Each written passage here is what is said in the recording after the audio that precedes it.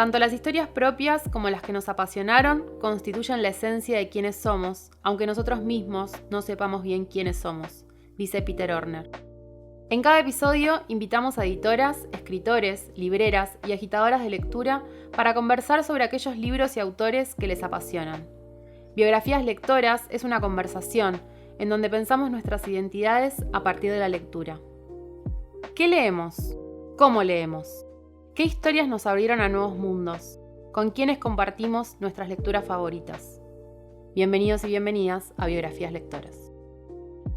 Cuando Alejandra Camilla leyó a Akutagawa por primera vez, se dio cuenta de que lo que creía raro en ella en realidad existía. La literatura fue el puente para entender su propia identidad. Años más tarde se encontró con Lucía Berlín, una escritora que la llevó a repensar el lugar que ocupaban Silvino Campo, Clarice Lispector y otras autoras en su biografía lectora. Bienvenidos, bienvenidas a un nuevo episodio de Biografías Lectoras. Mi nombre es Daniela Méndez de Collage Literario y como siempre estamos en Mandarina Libros, una librería independiente ubicada en el barrio de Belgrano. En el día de hoy nos acompaña Alejandra Camilla. Buen día, Alejandra, gracias por venir. No, gracias a vos, Daniela. Un placer siempre venir a Mandolina. Me gustaría empezar preguntándote por aquel libro o cuento o autor o autora que te haya resultado significativo en tu lectura. Siempre decís que siempre te recordás leyendo, pero ¿hubo algún autor o autora en particular?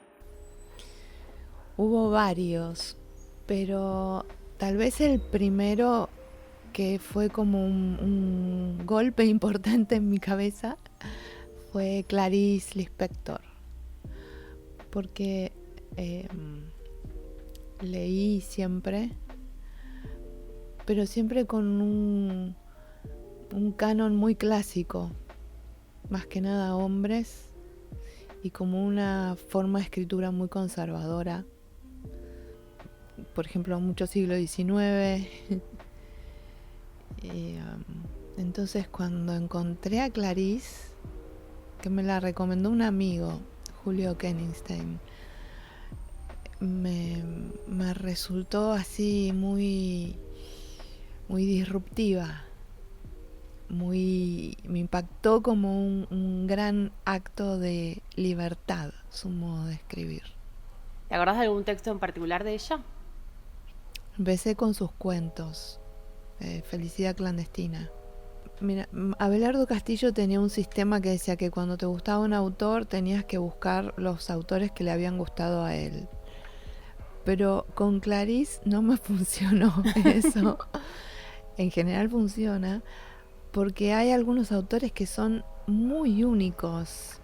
Entonces después lo que sí descubrí es que hay otros autores con los que me pasó algo parecido. Por ejemplo, Felisberto Hernández, que es también otra persona como muy disruptiva, muy única. Entonces, aunque buscara los que le gustaron a él, no se parecen a él. Y después pensaba también que vos hablas mucho de tu identidad japonesa-argentina y hablas mucho de cómo la escritura te ayudó a unir esa identidad de alguna manera. ¿Cómo te ayudó la lectura en ese sentido? ¿O te ayudó la lectura en ese sentido? La lectura es lo primero que me ayudó en muchos sentidos, pero en ese también. Yo nací y me crié acá, en una Buenos Aires de los años 60 y 70, o sea, ultra conservadora, muy homogénea racialmente. Acá no había un negro, no había un oriental, muy homogénea y cerrada. Entonces yo era rarísima. De hecho, hasta por la calle tenía que explicar. Cuando me veían, mi papá viajaba muchísimo, me veían por la calle con mi mamá, que es blanca, muy blanca, y la miraban de un modo como, ¿qué es esto que está de tu mano? Y yo lo primero que aprendí a decir es la frase de soy mezcla. Entonces siempre me sentí como rara, que no terminaba de encajar. Y cuando encontré a través de la literatura la cultura japonesa, me dio un gran alivio, porque muchas cosas que yo hacía no eran raras, sino que pertenecían a otra cultura. ¿Y ahí qué autores o autoras aparecieron? Y primero Akutagawa, que lo traje hoy, porque es como el más clásico, o el que tenía más a mano. Y Mishima, en realidad Mishima, ahora que lo pienso, porque cuando mi papá se puso de novio con mi mamá, le regaló 4 libros de Mishima y estaban en mi casa. Y cuando nosotras te preguntábamos los textos que habían marcado tu biografía de lectora de Akutagawa, hablaste de, quizá lo estoy pronunciando mal, Rashomon, ¿puede ser? Sí. ¿Por qué ese cuento en particular lo elegiste?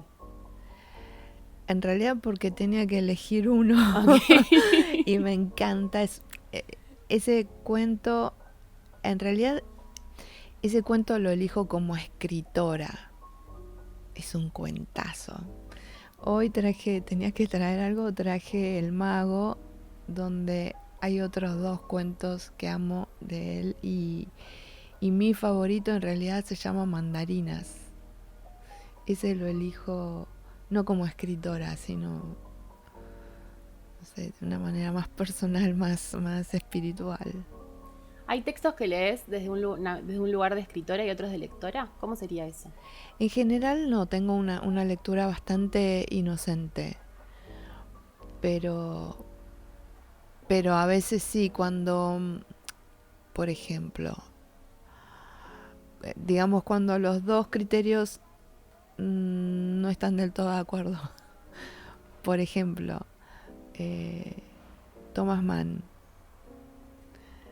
Me encanta como escritora. O me impacta como escritora. No está entre mis lecturas favoritas. Como si fuera una doble personalidad, pero un doble lugar de alguna manera. No, es como te pasa con la gente. Viste que podés decir, no, esta persona está bien, pero hay algo que no me termina de cerrar. Como piel. Y ya que hablamos de Akutagawa, te quería preguntar sobre... Es uno de los autores que estuvieron haciendo la traducción con tu papá, ¿no? Hicieron la traducción de Detrás del bambú, que es una antología poética. ¿Cómo fue eso? ¿Eligieron algún poemario en particular o eligieron los poemas que iban a traducir? Fue una de las cosas más lindas que hice en mi vida. Nos pasamos 3 años, 3 personas, haciendo esa traducción porque un poeta amigo, Ariel Pérez Guzmán, consiguió en una biblioteca de Canadá, biblioteca pública de Canadá, los poemas de Akutagawa, que de hecho yo no sabía que Akutagawa había escrito poemas. En realidad cuando lo pienso es obvio, pero no sabía y nunca había tenido obviamente acceso. Entonces cuando consiguió eso dijimos, lo tenemos que traducir. Y para nosotros primero. Y lo empezamos a hacer con mi papá, pero para nosotros. Y después nos dimos cuenta que no, que teníamos que hacerlo más seriamente y para compartirlo. ¿Cómo fue ese proceso? Porque vos contás varias veces que sabés palabras en japonés, pero que no hablas japonés, ¿no? Y que a su vez te escuché también en alguna entrevista decir que hay algo de la palabra en japonés, de que hay palabras que empiezan a aparecer en desuso, ¿no? Que tienen que ver con las generaciones.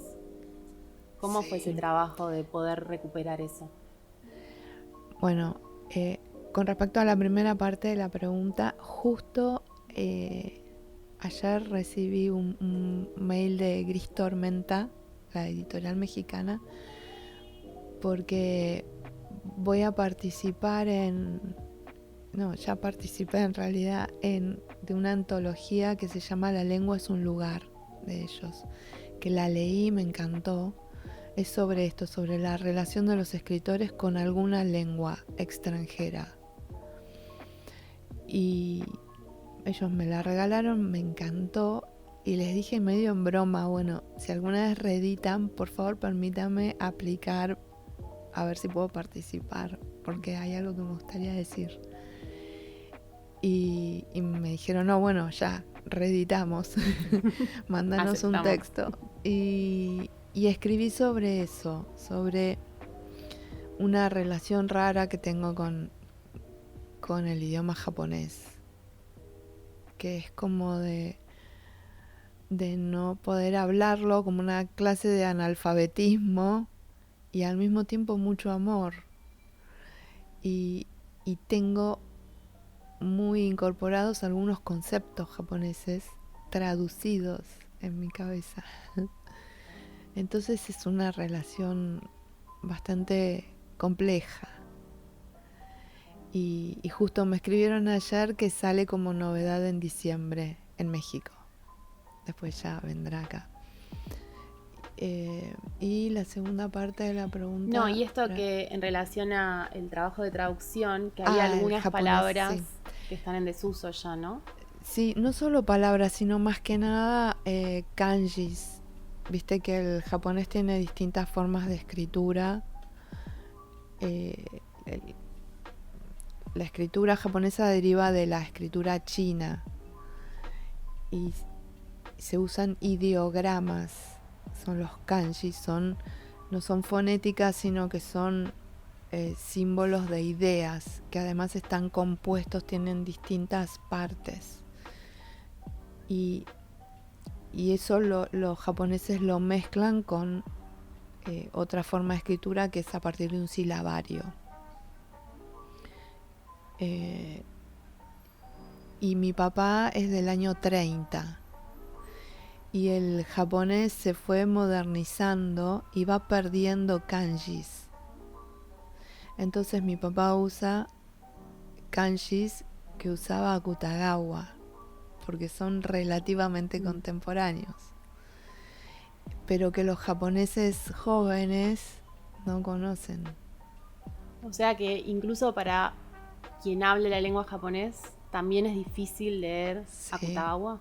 Sí, totalmente. Mirá, qué interesante eso. Porque además, específicamente, Akutagawa usaba muchos kanji. Y el libro lo piensan entre los tres, ¿no? Tu papá hace la traducción, Arieles, ¿no? Sí.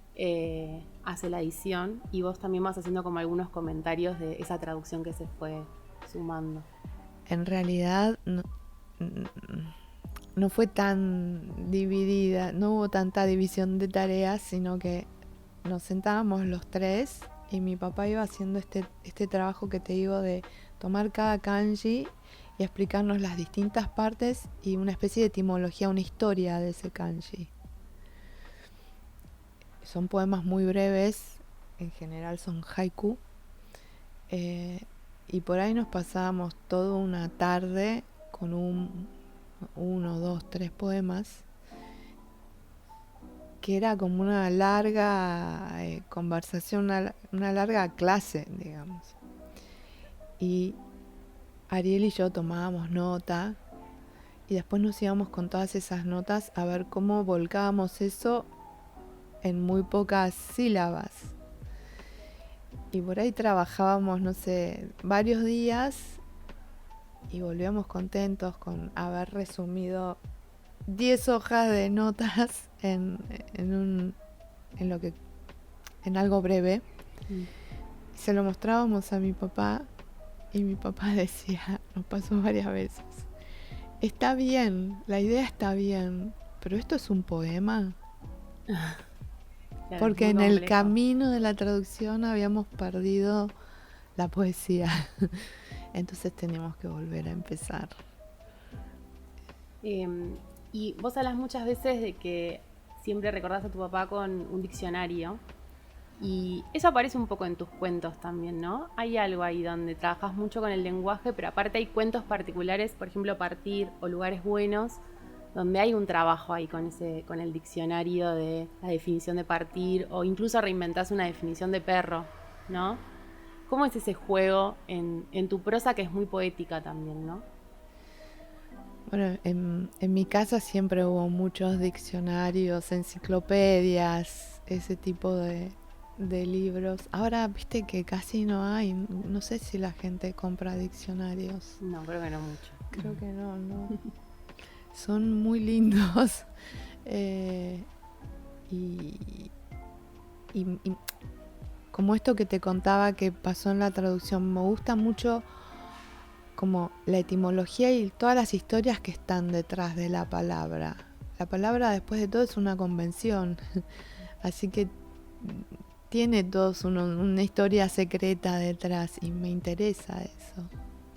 Ese espacio que queda a partir de la idea de que es solo una convención. Qué lindo eso. Y ahí, después, ¿cómo llevas eso a la escritura? Porque también a veces has hablado de como tu proceso de escritura en relación a ciertos espacios que sentís que vas llenando con esos cuentos. Es que es raro cuando... Es rara la pregunta de cómo llevas eso a la escritura, porque eso ya es parte de mí. Por ejemplo, esta idea de que las palabras son convenciones, yo la tengo muy fuerte en mi cabeza.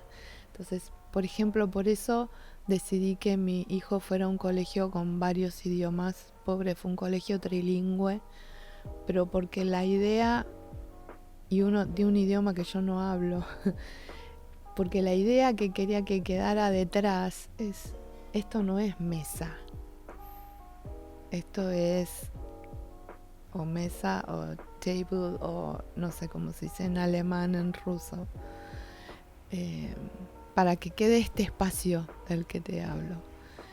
Entonces cuando yo me siento a escribir, no es que pienso en esos conceptos, sino que ya son parte de mí. Yo me siento a escribir sobre alguna idea y uno de mis recursos es esta relación que tengo con la lengua, ¿no? Como de algo que miro fascinada. Miro fascinada porque es un invento. Quien haya leído las páginas de este libro, las páginas que preceden a esta, tenderá sin duda a creer que soy un soñador. Si así fuere, estará equivocado. Para ser soñador me falta plata. Las grandes melancolías, las tristezas colmadas de hastío, no pueden existir sino en un ambiente de confort y sobrio lujo. Por eso el Egeo de Poe, concentrado horas y horas en una absorción enfermiza, lo hace en un castillo antiguo, ancestral, donde detrás de las puertas de la gran sala en la que yace la vida, mayordomos invisibles administran la casa y la comida. El gran sueño requiere ciertas circunstancias sociales propiciatorias. Un día en el que, embebido en cierto movimiento rítmico y doliente que emanaba de lo que había escrito, pensé en Chateaubriand. No tardé en recordar que yo no era vizconde, ni siquiera bretón. En otra ocasión en la que me pareció advertir en el sentido de lo que había dicho una semejanza con Rousseau, no demoré mucho tampoco en pensar que no habiendo tenido el privilegio de ser hidalgo y señor feudal, tampoco había tenido el de ser suizo y vagabundo. Pero en fin, también hay universo en la rúa dos douradores. También aquí Dios concede que no falte el enigma de vivir. Y por eso, si son pobres, como el paisaje de carros y cajones, los sueños que logro extraer de entre las ruedas y las tablas, aún así son para mí lo que tengo y puedo tener. Sin duda, los puentes están siempre en otra parte, pero aún desde este cuarto piso sobre la ciudad se puede pensar en el infinito. Un infinito con depósitos en la planta baja, es cierto, pero con estrellas al fondo. Es lo que me sucede en este final de tarde, ante la ventana alta, en esta insatisfacción propia del burgués que no soy y en esta tristeza propia del poeta que nunca podré ser. Fernando Pessoa, como Bernardo Soares, Libro del desasosiego. Bueno, tenés la anécdota muy conocida del supermercado cuando empezás a escribir, que si querés la podemos volver a contar, y que No, después te por fue favor. llevando... Bueno, no. Y después te fue llevando también a los talleres de escritura, y que me imagino que fueron talleres de escritura y lectura probablemente, ¿no? Siempre termina sucediendo que aparecen autores, no digo que lean ahí en el momento, pero que se vaya desprendiendo. Y tuviste dos talleristas muy queridos, que una es Inés Fernández Moreno y el otro Abelardo Castillo, ¿no? ¿Qué lecturas fueron apareciendo en cada talleres y qué diferencias hay entre la propuesta de taller de cada uno de ellos? Bueno, justo Inés se acaba de ir, y si tuviera que hablar de todas las lecturas de las que hablamos, nos quedamos todo el día, porque éramos muy amigas y yo siempre me costaba explicar el vínculo y siempre decía, es una mezcla de madre y amiga, porque es la mejor amiga que yo tuve en mi vida. Y alguien me lo definió mejor, Paula Pérez Alonso, me dijo, tu hermana mayor. ¿Viste a alguien que te va guiando?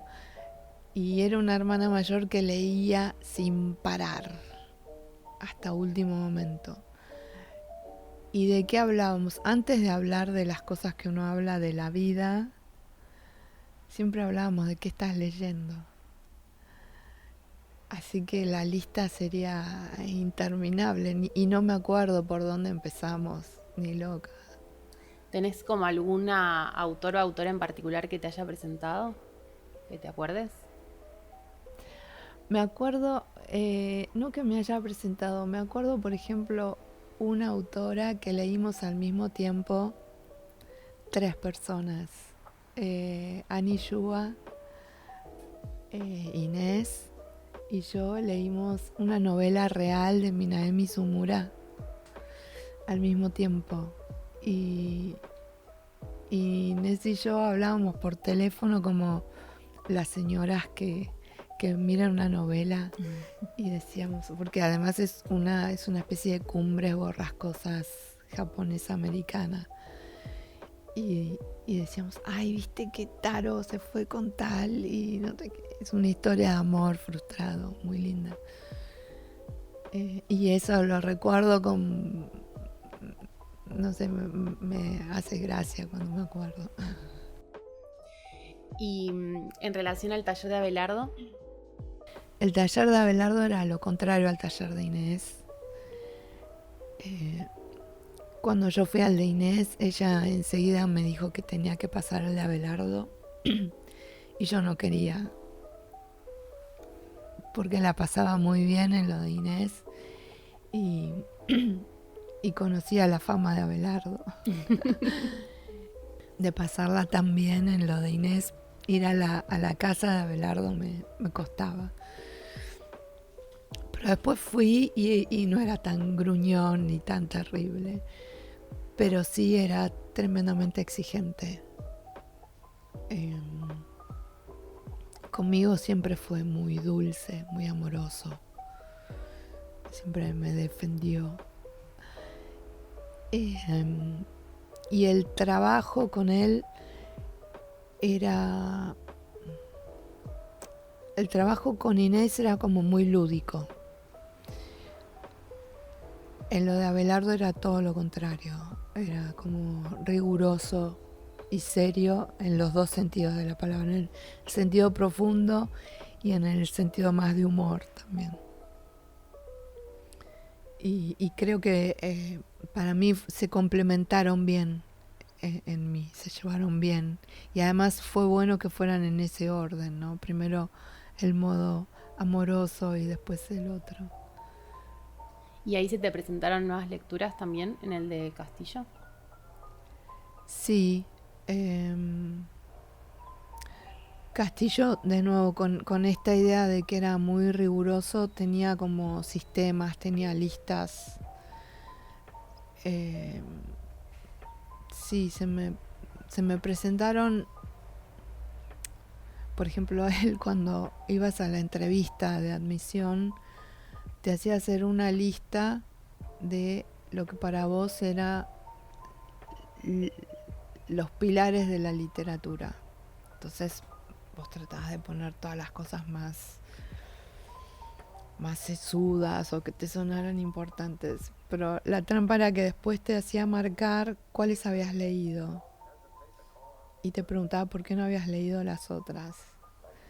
Entonces tuve que completar esa lista, por ejemplo, leer la Ilíada, y no sé, cosas por el estilo, cosas que me había salteado. ¿Y te llevaste recomendaciones de, aparte de quienes llevaban a cabo el taller, me imagino que compartían con otros, ¿no? Que participaban también del taller? ¿Encontraste también ahí nuevas lecturas? En el taller de Inés, la relación entre los compañeros de taller era súper cordial. En el taller de Abelardo no era tan cordial. Justamente al fomentar esta crítica tan fuerte, los vínculos no eran tan de amistad. Yo me llevé un grupo con el que me hice muy amigo y seguimos después, cuando salimos de lo de Abelardo, seguimos juntándonos a corregirnos, que es en realidad Manuel Crespo, Marcos Croto, Fede Bianchini en su momento, Ariel Pérez Guzmán y Pablo Puel. Y con ellos seguimos, siempre tenemos un grupo de WhatsApp y nos recomendamos lecturas, siempre. Y te quería preguntar también, vos varias veces hablás de esta idea de casi como una pirámide literaria personal, ¿no? Donde jerarquizás los distintos géneros. En el primer lugar ubicás la poesía, que ahora charlamos un poquito de eso, y en el segundo lugar ubicás la literatura infantil, ¿no? Que decís que en algún momento te gustaría animarte a escribir literatura infantil. ¿Lo estás pensando? ¿Estás trabajando en algo de eso? Sí, tuve un par de propuestas y me reuní con una editora y estuvimos conversando un poco y eso me va como envalentonando. Ya poder decirle algunas ideas que tenía y ver su cara. Así que estoy pensando algo, sí. Pero con mucho temor. ¿Cuáles son esas autoras o autores de literatura infantil que te convocan? No sé los nombres. Hay varias mujeres japonesas. Kitamura es uno, pero después hay un par de mujeres que no me acuerdo los nombres. Y de acá me encanta Yael Frankel, con la que tuve el lujo de trabajar, y me gusta Isol.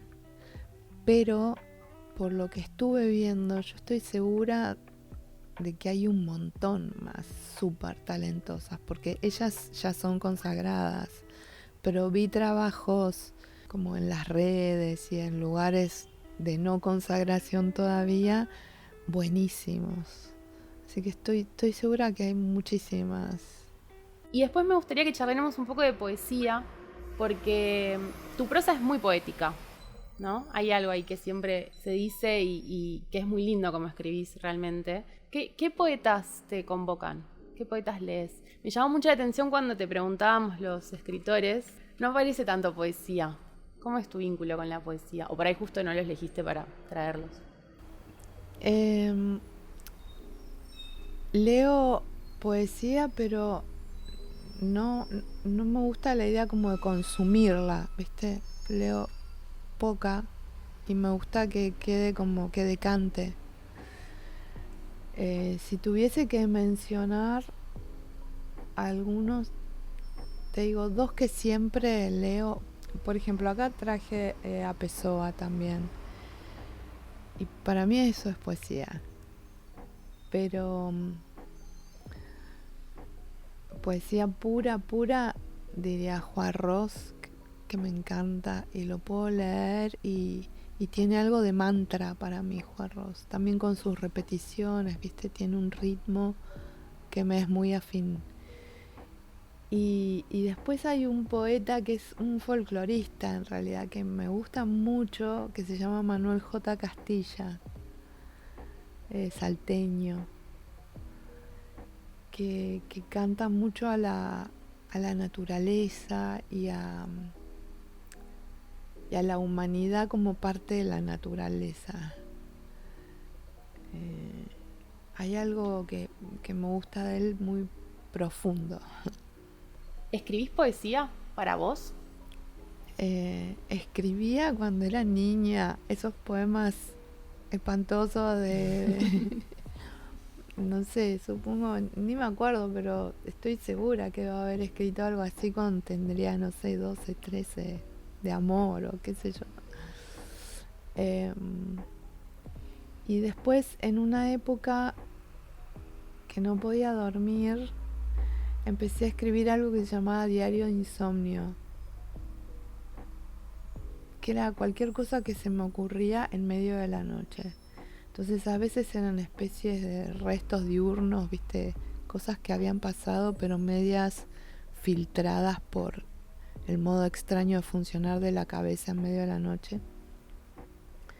Y Ariel, que es poeta, me dijo que eran poemas, pero no sé. Eso más de adulta. Eso hace, sí, pocos años. Pocos, yo digo, pocos son 6, 7, no sé. Y después me gustaría preguntarte en relación a algunos textos que elegiste para traer hoy. Uno había sido El elogio de la sombra, de Tanizaki, no sé si lo estoy pronunciando bien. Sí. Y otro había sido La expresividad del cuerpo, de Kuriyama, que son dos textos más casi filosóficos de alguna manera, ¿no? ¿Querés contarnos un poquito de qué va cada uno? Son 2 ensayos. Sí, me encanta que digas que son filosóficos. Uno, el de Tanizaki,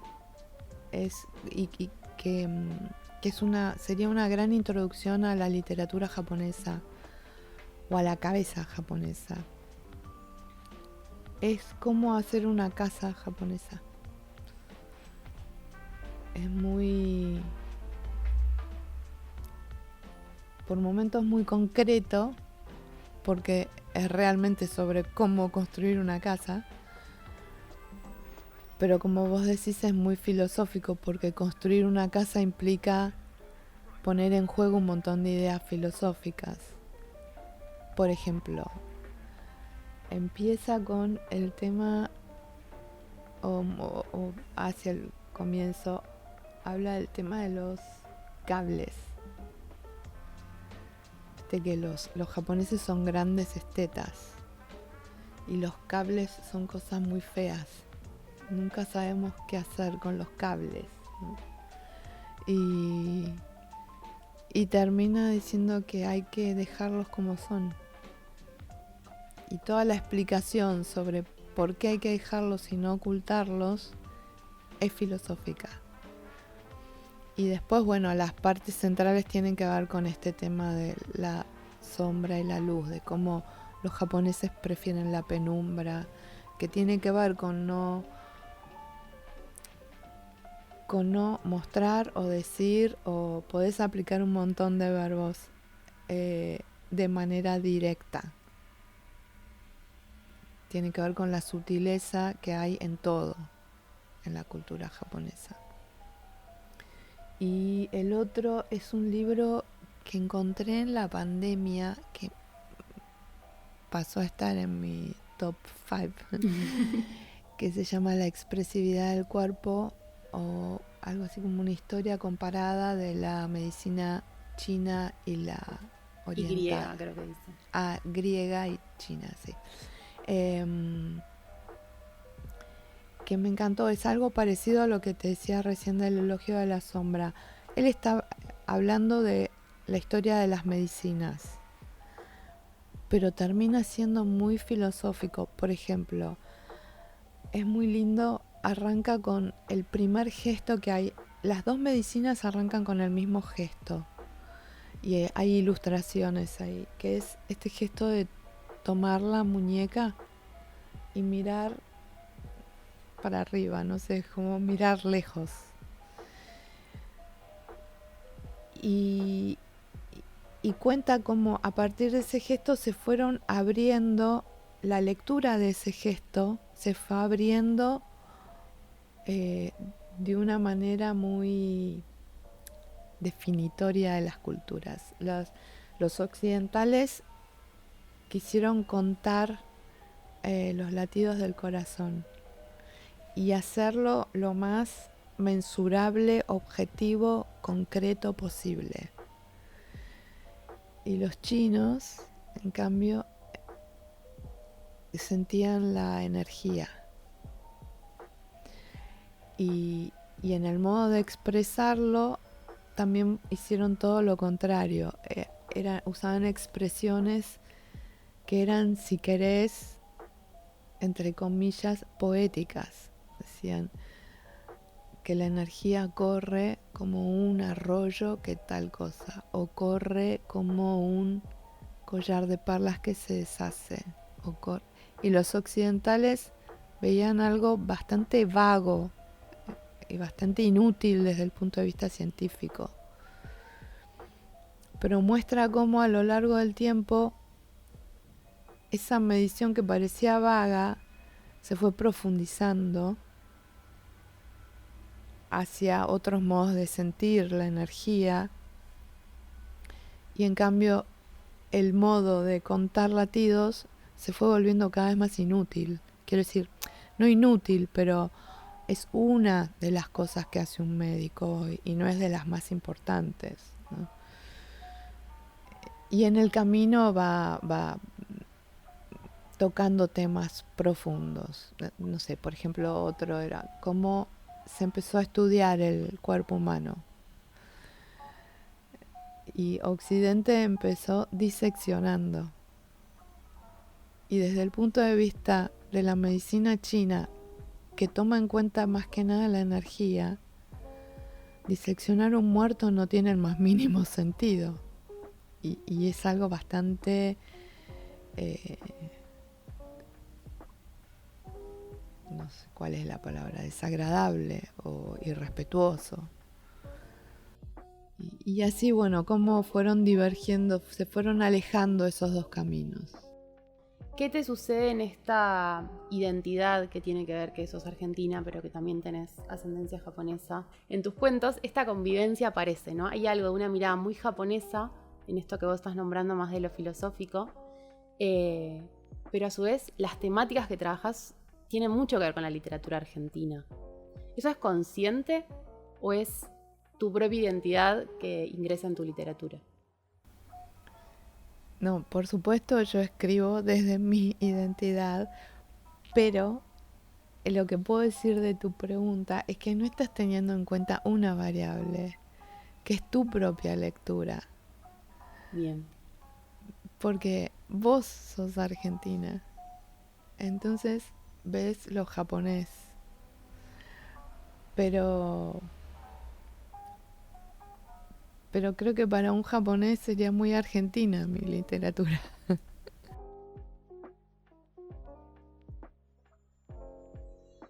En suma, ¿qué es el arte bajo esta perspectiva? El arte es un ordenamiento de formas que mostrarán por ellas mismas la presencia divina que se halla en todas las cosas. El esplendor del arte, la fascinación del arte, es el esplendor y la fascinación del autorreconocimiento en otro. Y ese sí mismo no es el sí mismo del ego, ni el yo visible, sino el Atman Brahman que habita en todas las cosas. Es ese sí mismo cuyo sonido es Aum. Toda la música es Aum. Y todas las cosas son Brahman. Entonces el arte oriental es la expresión de la divinidad de las cosas que uno observa, y desde el punto de vista oriental dicha divinidad no es lo particular, sino lo general. Joseph Campbell, Mitos de la Luz, metáforas orientales de lo eterno. Y también te quería preguntar un poco de hay otras autoras que fuiste nombrando cuando te pedíamos de los libros. Una fue Lucía Berlín. ¿Qué te pasó con esa autora? Y también fue muy importante. De hecho, no solo para mí, viste que fue un boom, Manual de Mujeres de la Limpieza en todo el mundo.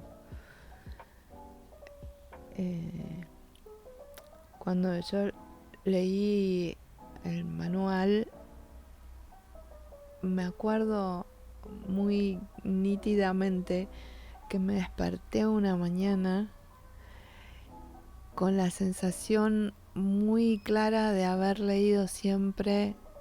Debe ser que se conjugan, se juntó con la variable de una nueva ola de feminismo. Me desperté con la clara sensación de haberme formado con un canon masculino y de querer ponerme al día con las lecturas de mujeres. ¿Y qué otras? Porque habías hablado del Lispector ya también, ¿no? Había hablado del Lispector, sí, pero en su momento, primero no había feminismo, yo tenía 20 años. No está solas, digo.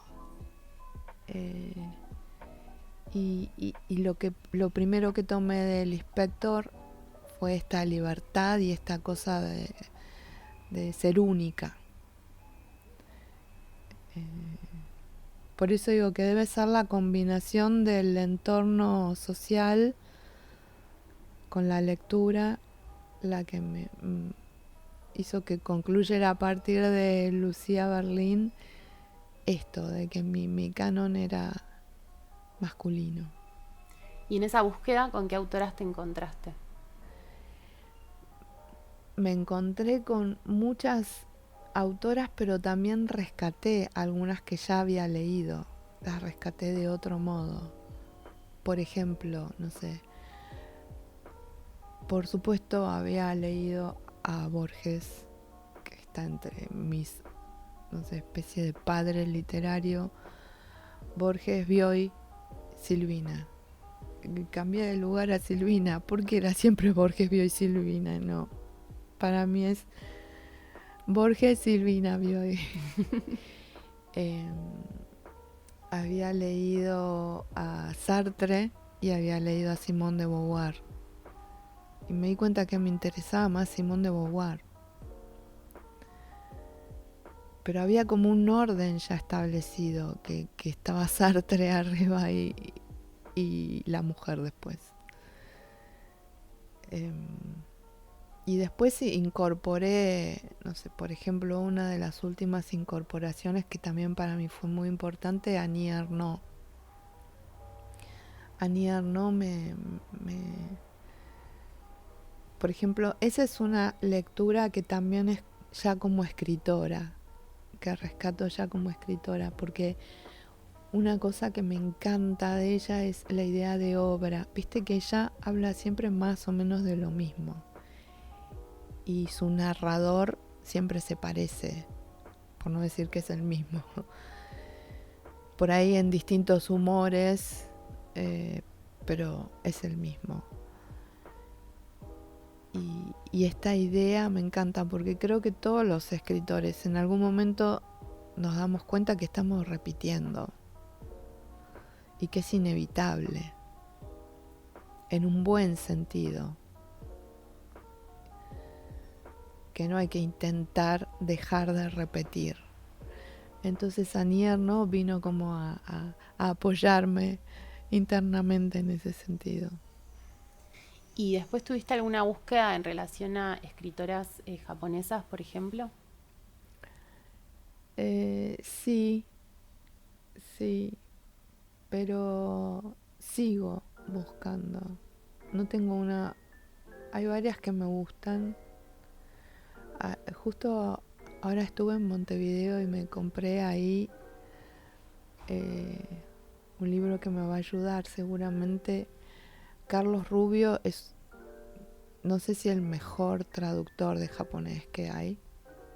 Es el que trabaja mucho para Satori. Y sacó un libro que se llama 1000 años de literatura femenina japonesa. Lo empecé a leer ayer. y ese me va a ayudar.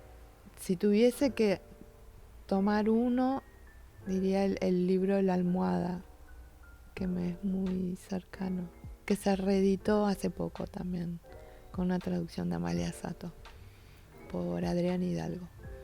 Y te quería preguntar también en relación a qué estabas escribiendo ahora.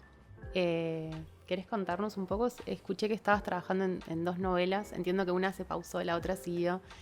¿En qué vienes? Sí, es divertido en un punto. Yo estaba escribiendo una en el sentido de estaba poniendo mi esfuerzo ahí. Y sin esfuerzo se me fue formando otra. Fui de manera fragmentaria, por supuesto, porque estaba escribiendo una sobre la pandemia y mi papá. Me traje a mi papá y a mi mamá a vivir a mi casa y todavía están en mi casa. Y nos pasamos el 2020 mirando películas japonesas viejas con él y mientras conversábamos. Entonces empecé a escribir esa novela. Pero al mismo tiempo estaba cuidando a mi mamá, sigo cuidándola. Entonces cada tanto escribo textos de un modo a veces medio catártico, a veces literario en el sentido de querer rescatar algo del olvido, pero no con mucha conciencia, sino para algo como un proyecto personal. Y cuando miré las 2 pilas tenía mucho más de la que no estaba escribiendo a propósito, digamos, de la de mi mamá y los cuidados, y estaba más retrasada en la de mi papá. Entonces la de mi papá quedó pausada y de algún modo se fue convirtiendo en otra cosa, y la de mi mamá no para. Y esta idea de que veían películas japonesas juntos, ¿qué películas o de qué época eran? Muy viejas. Lo más nuevo que miramos era Ozu y Kurosawa. Pero miramos también películas mudas japonesas. Películas, ¿viste esas que van a velocidad, Carlitos Chaplin? Y que les falta un pedazo y ponen una placa donde te explica lo que pasó. Por ejemplo, una que me acuerdo que me encantó se llamaba La bailarina del agua. Pero hubo un montón lindísimas. ¿De qué era La bailarina del agua? Es de una artista itinerante que hace unos trucos con agua y se enamora y tiene un amor complicado. Ayuda a su amor a que él vaya a estudiar a la ciudad y se sacrifica por él, y él finalmente la abandona.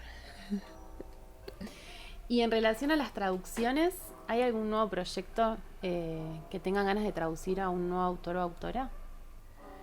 Sí, hay muchísimos autores que nos gustaría traducir. Pero bueno, al ser algo que nos gusta hacer de a 3, nos tenemos que poner de acuerdo los 3 y estar disponibles los 3. Pero sí, tenemos más proyectos. Son ganas de seguir. Sí.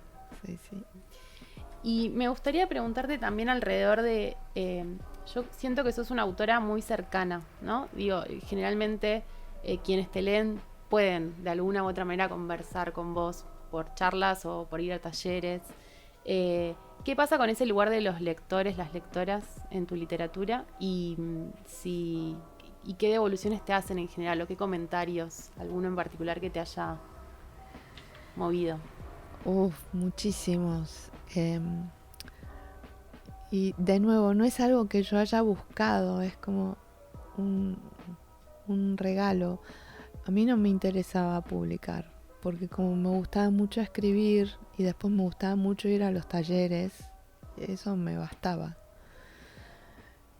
Después la publicación la empujaron Abelardo y Silvia Iparraguirre.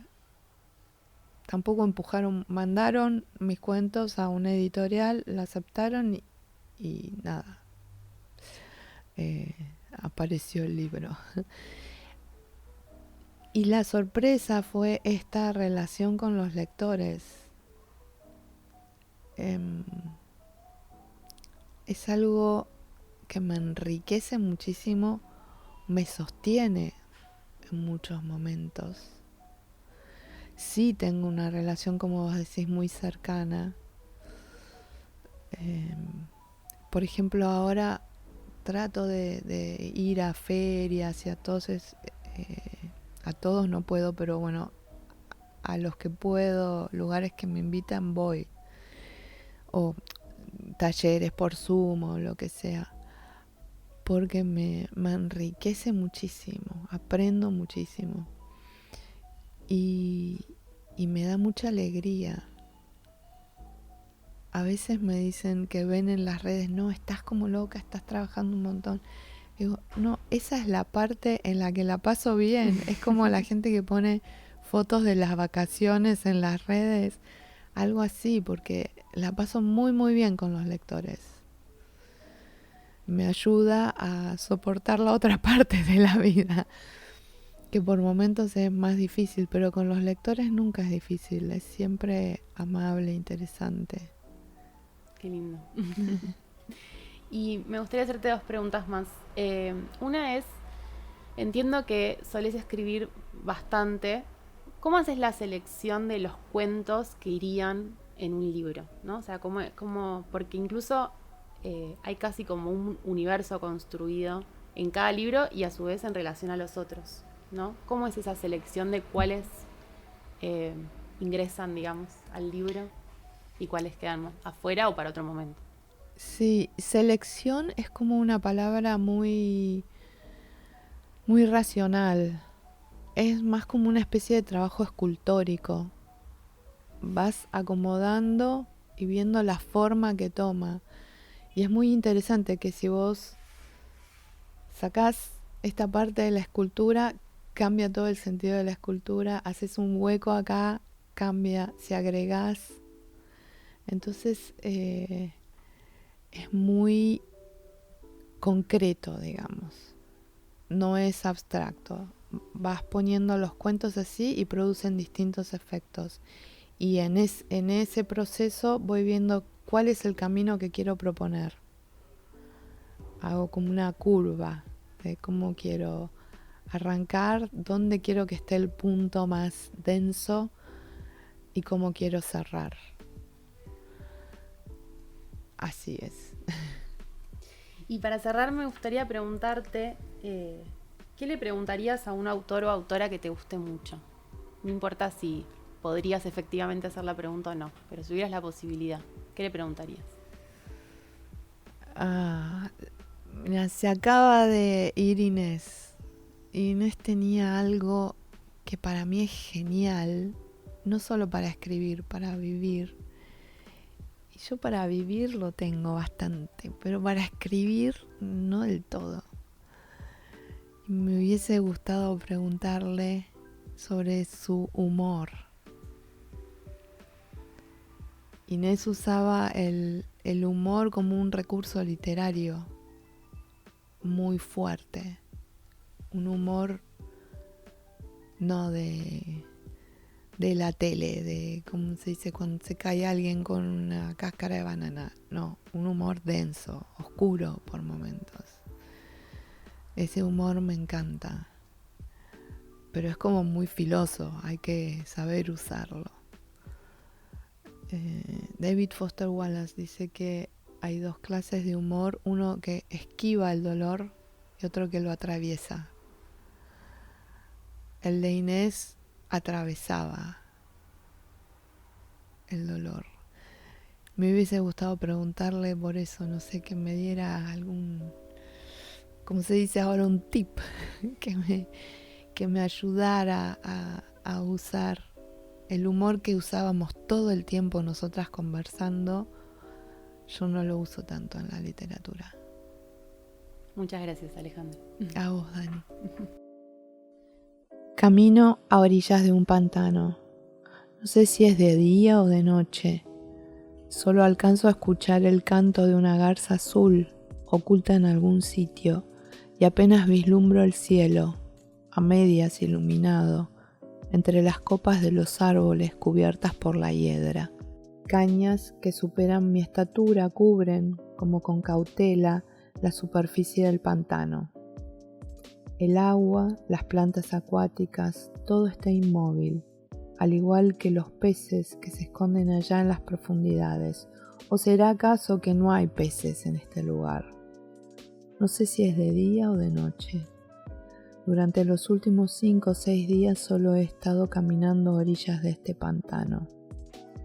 Una vez el aroma del agua y las cañas, mezclado con la luz fría del alba, me envolvió por completo. También recuerdo que en otra ocasión el croar de las ranas fue despertando una tras otra las estrellas que se habían quedado dormidas entre las copas cubiertas de hiedra. Estoy caminando a orillas de un pantano. Cañas que superan mi estatura cubren como con cautela la superficie del pantano. Desde hace mucho tiempo yo sabía que existía un mundo fabuloso más allá de esa tupida cortina de cañas. En este instante, desde aquel apartado lugar me llega a los oídos sin cesar la melodía de Invitation au Voyage. Ahora que la escucho también creo percibir, en medio del aroma que emana del agua y de las cañas, la dulce fragancia de miel irradiada por la tonada de La flor de no me olvides de Sumatra. No sé si es de día o de noche. Durante los últimos 5 o 6 días he caminado en estado de ensoñación entre los árboles cubiertos por la hiedra, añorando ese mundo fabuloso. Sin embargo, es hora ya de tomar la decisión de avanzar hacia el fondo del pantano en busca de la flor de no me olvides de Sumatra, pues desde esta orilla solo se alcanza a vislumbrar la superficie serena del agua entre las cañas.